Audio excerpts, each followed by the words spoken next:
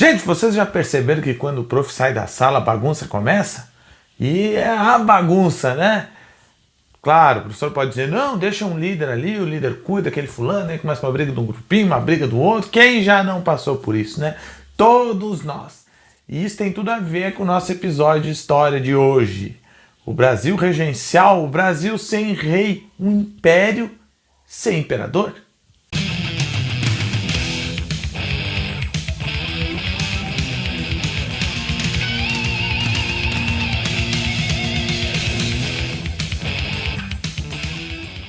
Como vocês já sabem, Dom Pedro I abdicou por livre e espontânea pressão, né? Em 1831, em março. Aí ele partiu para Portugal, lá ele vai ter uma história bem bonita, ele vai ajudar sua filha Maria a ser a rainha, né? A pegar o trono português, ele vai conseguir ser o Dom Pedro IV de Portugal, aí ele vai morrer em 1834.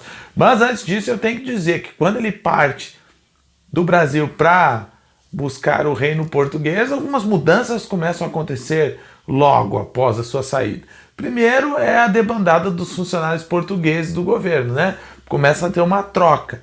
Aqueles portugueses que antes serviam Dom Pedro, estavam nos principais cargos do governo brasileiro, começam a ser substituídos por uma elite brasileira, uma elite agrária, né? E politicamente o que vai acontecer com o Brasil? Gente, nós temos três grupos políticos aqui predominantes. O primeiro deles são os liberais moderados. Os liberais moderados, eles queriam o imperador Dom Pedro II, né, no trono, após a sua maioridade, é claro. Esses liberais moderados buscavam aumentar o poder do legislativo, do qual eles já dominavam. Era essa a primeira questão deste grupo político. O segundo grupo político que eu apresento são os liberais exaltados. Estes eram divididos em vários grupos, mas basicamente eles queriam uma constituição na qual o poder moderador caísse fora.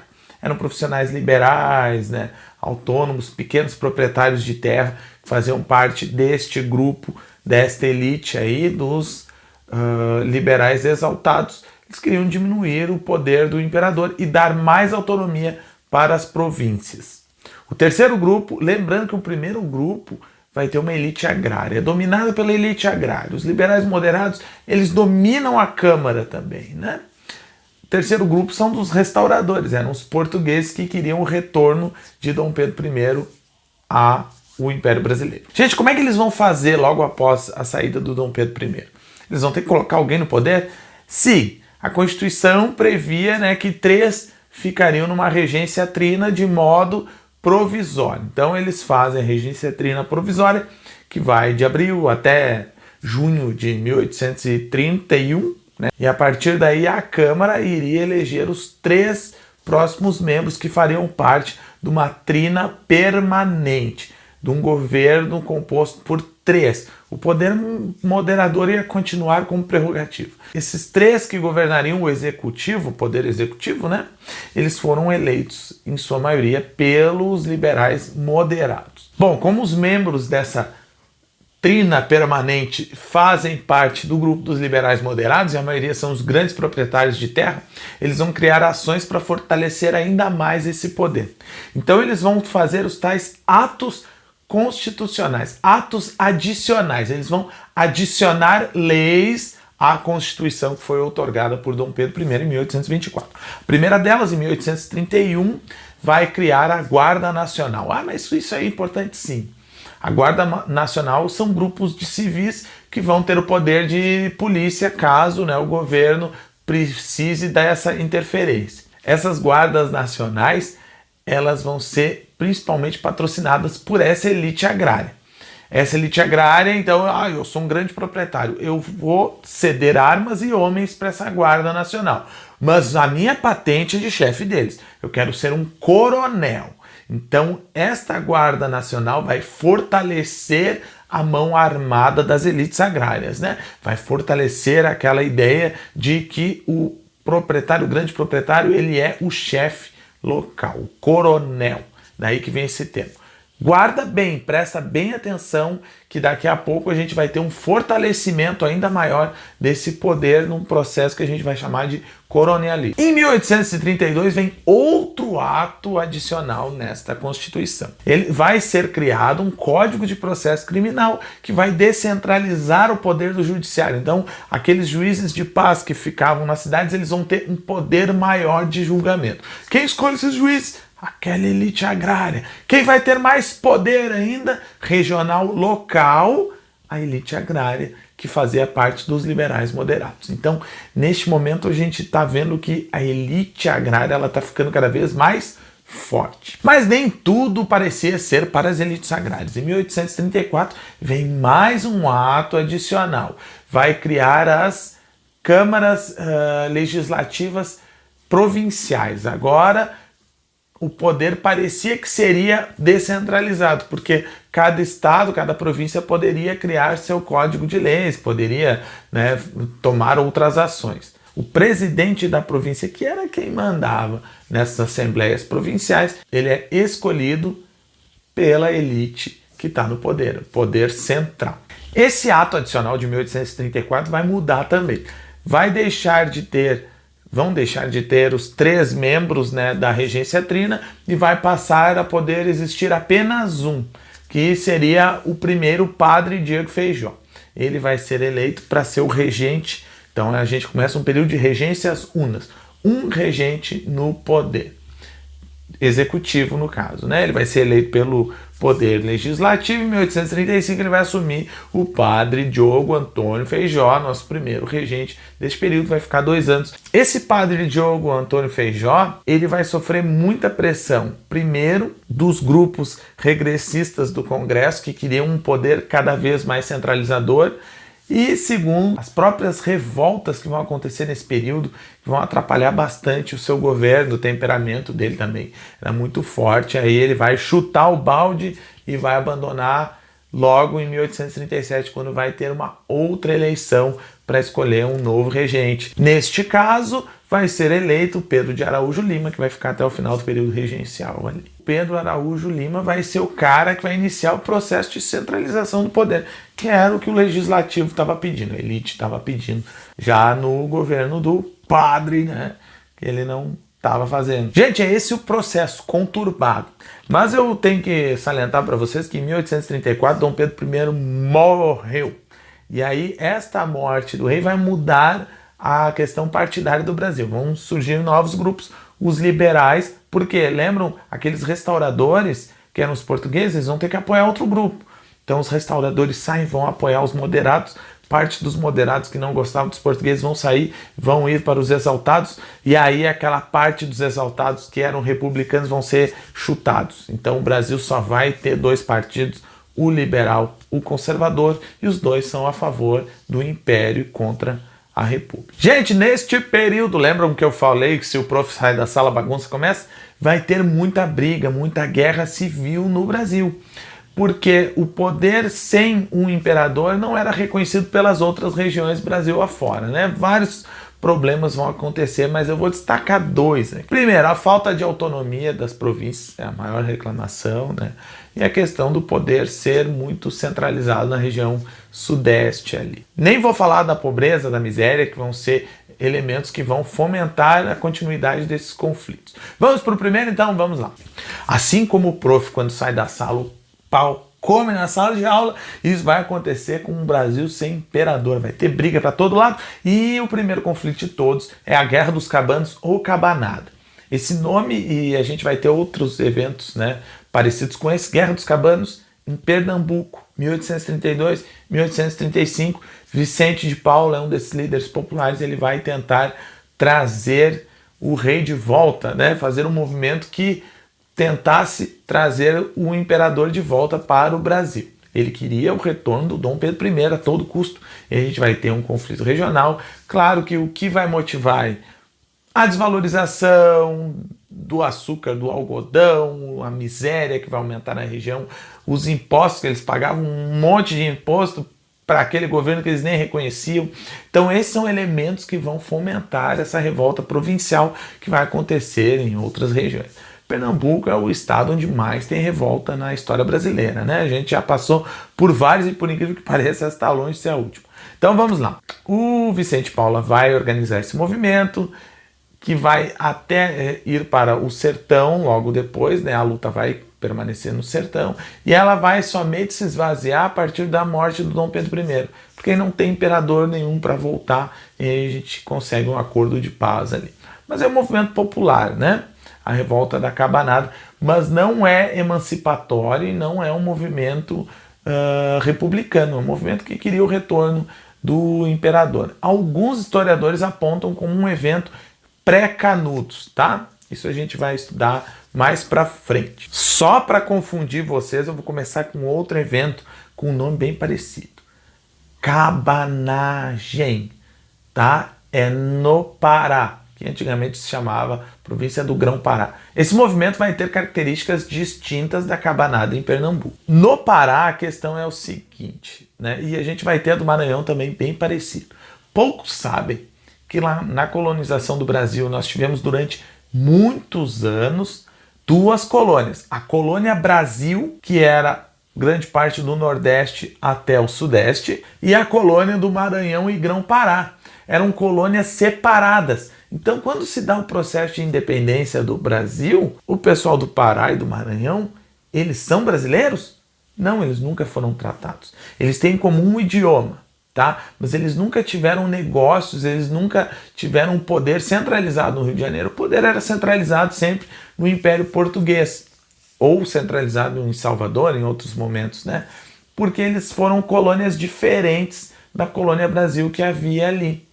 Então isso vai trazer uma resistência maior ainda ao poder das regências. Tanto é que o Pará foi só em agosto de 1823 que os portugueses finalmente foram expulsos de lá. A resistência local à independência existiu também. O que vai acontecer que vai descontentar as elites do Grão-Pará? É a interferência do poder central. Eles vão escolher o presidente da província. O Rio de Janeiro vai escolher um presidente da província para eles. Eles vão achar aquilo um absurdo. Então um grupo de elite local que tinham ideias liberais vão extrapolar suas ideias, a sua revolta, né? Vão criar manifestos, vão manifestar sua ira lá e vão trazer ideias emancipatórias. A classe mais populesca da região vai absorver isso e diz, quer saber, eu estou passando fome por causa deles? Então vamos começar uma revolta aqui. Então é uma revolta que começa por uma elite intelectual e ela transpassa por uma elite popular que estava vivendo da miséria. Não estava preocupado com a interferência, eles estavam preocupados com a miséria na qual eles estavam vivendo e a culpa disso era o poder central que não estava nem aí para eles. Então no Pará a gente tem os irmãos Vinagre, e um seringueiro jovem lá, que era o Eduardo Angelim, eles vão acabar radicalizando o movimento. Eles vão fomentar ainda mais aquele movimento que tinha começado pelos liberais exaltados da região. E aí vai se criar um movimento armado de emancipação. E eles vão conseguir, de certa forma, invadir Belém com mais de 3 mil homens, dominar a cidade. O Império manda várias incursões para tentar derrotar o movimento, né, desses cabanos aí. Mas Belém vai resistir até 1839. Por 4 anos ali, a cidade de Belém vai acabar resistindo. Os fatores que vão fazer o movimento enfraquecer e eles serem até deportados da região e mortos, os líderes na sua maioria, né? Vai ser o isolamento das outras províncias. Então eles não vão conseguir ter recursos para manter o movimento por mais tempo. É o movimento emancipatório mais violento que nós temos. Numa população estimada em 100 mil habitantes, a gente tem no mínimo 30 mil mortes, em razão, né, deste conflito. Então participam do conflito. As elites abandonam, porque quando o movimento se radicaliza, as elites sempre caem fora, né? Diz, opa, eu não vou ficar com ele. Então vão ser negros, livres ou escravos, né? Pardos, mestiços, né?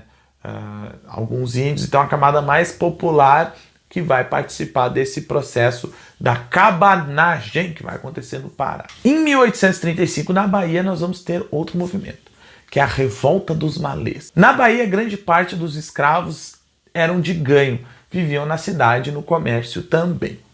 Então, muitos deles da etnia Nagô e Yorubá, eles vão articular uma revolta entre eles, né? Um processo revolucionário entre eles ali. A grande maioria era islâmica, né, muçulmana, pertencia à religião islâmica. Então o árabe, que era a língua, né, é a língua oficial do islamismo, não era entendido por quase ninguém. Então muitos deles eram alfabetizados. Então se criou um movimento secreto em torno disso. Essa revolta tinha como principal ação era o extermínio dos brancos, matar todos os brancos, libertar todos os negros ali e matar os cristãos também. Era uma guerra santa. Eles queriam declarar uma jihad àqueles proprietários de escravos que haviam, né, lhes tirado a liberdade. Só que sempre tem um dedo duro, então uma escrava de ganho vai dedurar o movimento inteiro e aí vai acabar tirando o fator surpresa, o que vai fazer com que esses revoltosos, né, iorubás, eram várias etnias, não era só Nagô e Yorubá. A gente tem mais 2 etnias no mínimo fazendo parte desse processo. Mas a religião principal envolvida é a religião islâmica, tá? Eles queriam uma jihad, exterminar os brancos e cristãos da região, mas ela vai ser sufocada rapidamente. Essa rebelião não vai ter uma proporção maior porque eles perdem o fator surpresa, porque sempre tem um para entregar, né? E aí esta revolta dos malês termina em pouco tempo. Mas não é a única revolta que acontece na Bahia. A gente tem uma outra revolta que vai acontecer na região. Francisco Sabino e um advogado lá, amigão dele, João Carneiro da Silva, eles vão liderar um movimento emancipatório da Bahia. Eles queriam criar uma república da Bahia. Por quê, prof? Porque no Rio Grande do Sul estourou a Guerra dos Farrapos. E, por causa disso, o governo central começou a mandar, né, o exército convocar de forma compulsória os cidadãos ali da Bahia, por exemplo. E aí, quando eles dizem, eu tenho que lutar lá no Rio Grande do Sul, eu sou obrigado, sim. Eu tenho que lutar por quê? Porque lá eles estão lutando em favor da República. Caramba, vamos lutar em favor da República aqui também. Então esse Francisco Sabino e o amigo dele, né, o Carneiro, eles vão organizar um movimento com mais de 1.500 homens que vai tentar emancipar a Bahia até o imperador Dom Pedro II ganhar a sua maioridade. Não era para criar uma república separada, era para criar um governo independente, que é autônomo, essa era a maior briga, né? Até a chegada do Dom Pedro II à maioridade. Claro que eles são derrotados, então o movimento vai de novembro de 1835 até março de 1836. Em 1838 nós temos um conflito gigantesco no Maranhão.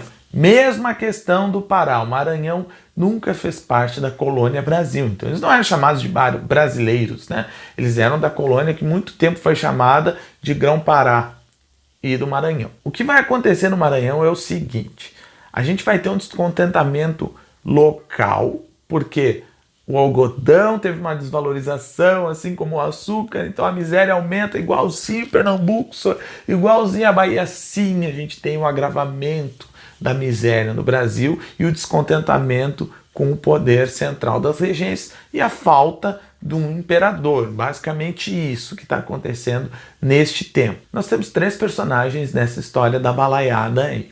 O primeiro deles vai ser o Manuel Francisco dos Anjos Ferreira, o Manuel Balaio. Ele teve a sua filha, algumas fontes dizem que foram as 2 filhas, né, que sofreram, né, abuso sexual da polícia local, e aí ele era um revoltado, ele passou a ser um criminoso da região ali, em razão disso. Então ele assaltava os grandes proprietários, né, saqueava, combatia a polícia e acabou criando com isso um bando, né, de pessoas armadas bem considerável. Aí nós temos o Raimundo Gomes, nosso segundo personagem, o irmão dele, José do Egito, que é como era conhecido, ele foi preso. Esse Raimundo Gomes é um vaqueiro. Ele fica meio louco, organiza um bando armado, invade a delegacia e recupera o irmão dele. Quando ele foge com a polícia atrás, ele vai pedir ajuda para o Manuel do Balaio. Manuel do Balaio diz, não, eu vou ajudar então, é para matar policial? Então vamos junto. E aí a gente começa a criar, sem querer, um movimento radical e popular, simplesmente de ódio às autoridades locais. Por quê? Porque eles eram excluídos. E aí os embates começam a ganhar força. Cada vez mais o movimento vai se espalhando. É um movimento de revolta mesmo com a situação na qual eles viviam. A gente tem também a participação dos quilombolas, liderados por Negro Cosme. Ele consegue mais de 3 mil homens, né, dos quilombos de negros refugiados para lutar nesse movimento, que acaba ficando gigantesco, mas ele vai acabar sendo derrotado em 1841.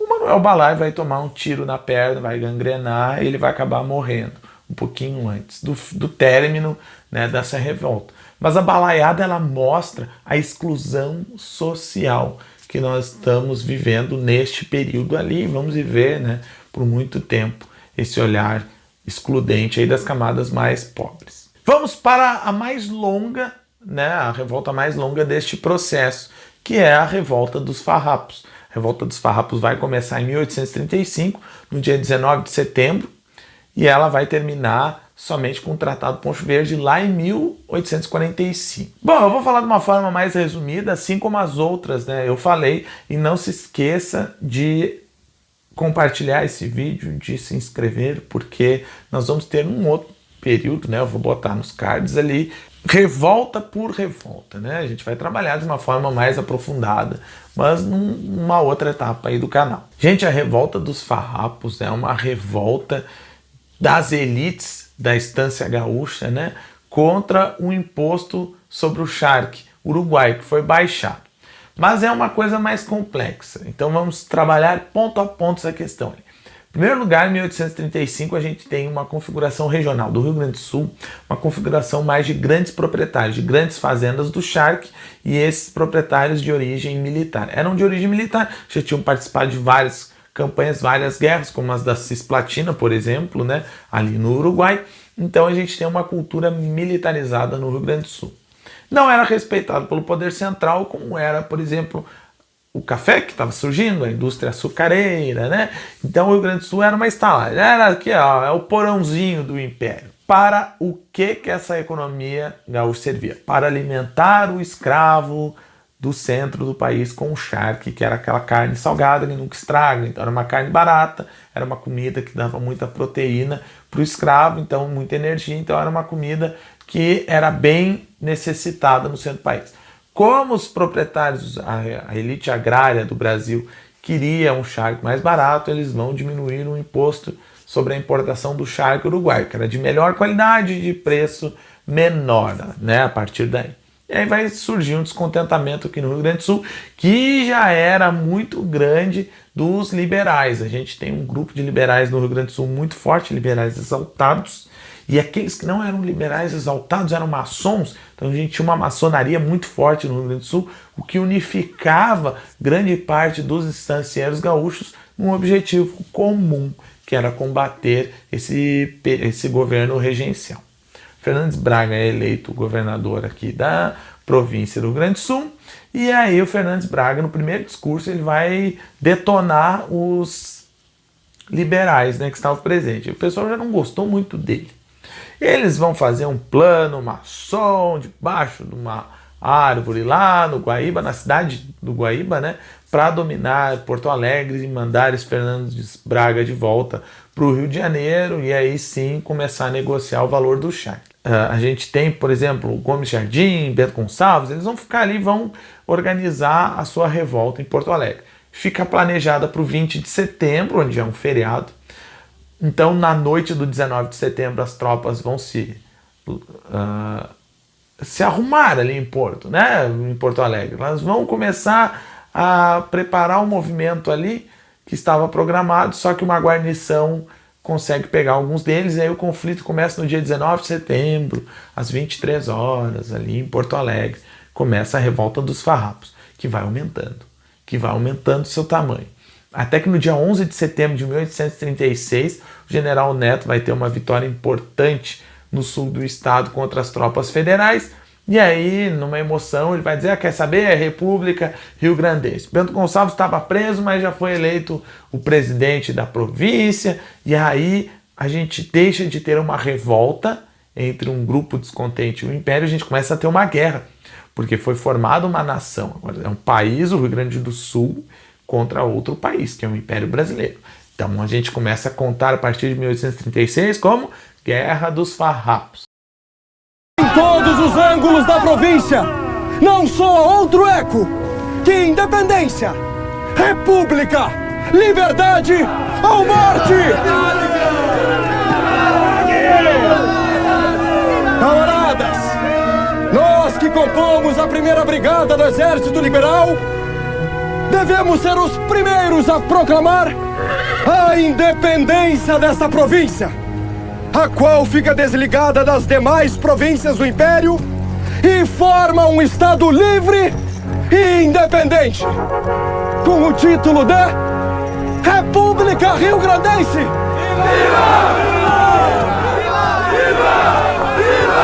Campo dos Menezes, 11 de setembro de 1836.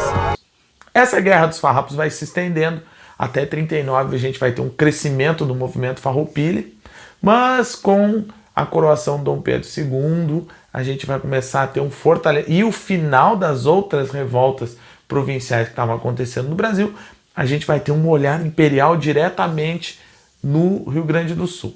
E aí vão vir mais tropas para cá, para o estado, né, combater os farroupilhas, que é um termo que a gente tinha, não era de farrapo, farroupilha era liberal, né, era uma ideia de republicano que se tinha, era um apelido que o Cipriano Barata tinha ganho lá na Universidade de Coimbra, porque ele era bem doidão, e aí perto das elites portuguesas ele usava um chapéu de palha, todo brega, aí chamava ele de farrapo e ele era um republicano, e o apelido foi seguido. O que acontece? O movimento imperial começa a ficar mais forte, as derrotas dos farroupilhas começam a aumentar, aí eles vão usar os escravos, dar a promessa de liberdade aos escravos para que estes participassem do movimento. Aí vai se criar até os lanceiros negros, um destacamento, né, uma infantaria só de negros para enfrentar, mas as derrotas começam a aumentar, vem o Barão de Caxias aqui, né, para lutar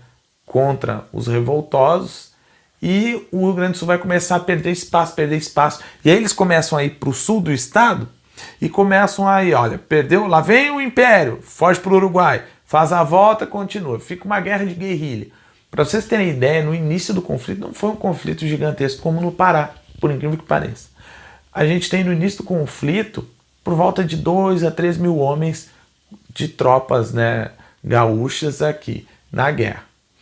No final a gente tem 20 mil homens do Império e por volta de 1.500 só farroupilhas. Então era um movimento, era uma guerra perdida. Claro que os líderes farrapos vão seguir porque eles vão ter as suas demandas.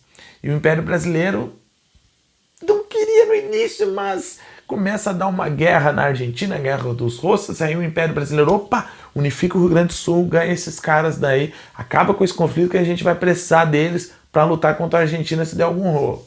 E aí é feito o Tratado Poncho Verde, onde as dívidas de guerra vão ser pagas pelo Império, onde os revoltosos gaúchos ali, eles vão permanecer no exército imperial com a mesma patente que eles tinham na Guerra dos Farrapos. Um deles que vai ser excluído vai ser o Bento Gonçalves ali, né, neste processo. Nós temos elementos famosos dessa Guerra dos Farrapos. Nós temos, por exemplo, o Bento Gonçalves, que fugiu da prisão umas 2, 3 vezes, e ele é o presidente, o principal líder da província. Nós temos o General Neto, o Antônio Neto, né, que vai ser o cara que proclama a independência em 1836. Nós temos Giuseppe Garibaldi, que vai ser um cara que vai disputar guerras pelo mundo inteiro, mas ele vai ter o seu batismo de fogo aqui no Rio Grande do Sul, ele que transporta os navios por terra, né? Anita Garibaldi, que vira sua esposa, que é uma líder ali da República Juliana em Santa Catarina.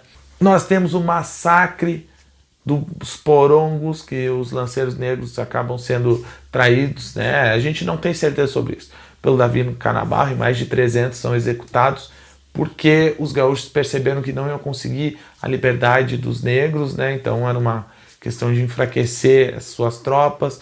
A gente tem vários elementos que fazem parte desse processo. Mas o que a gente pode dizer é que era um processo de independência, mas era igual aos outros. O que o Rio Grande do Sul queria? Autonomia, diminuição dos impostos. Então foi isso, né? A Guerra dos Farrapos foi esse processo. Foi mais longo que os demais conflitos, mas não mais importante, por exemplo. Gente, muito obrigado. Não se esqueça, mais uma vez, se inscreve, compartilha. Só assim nós vamos ter mais aulas. A história vai continuar. Tchau, tchau.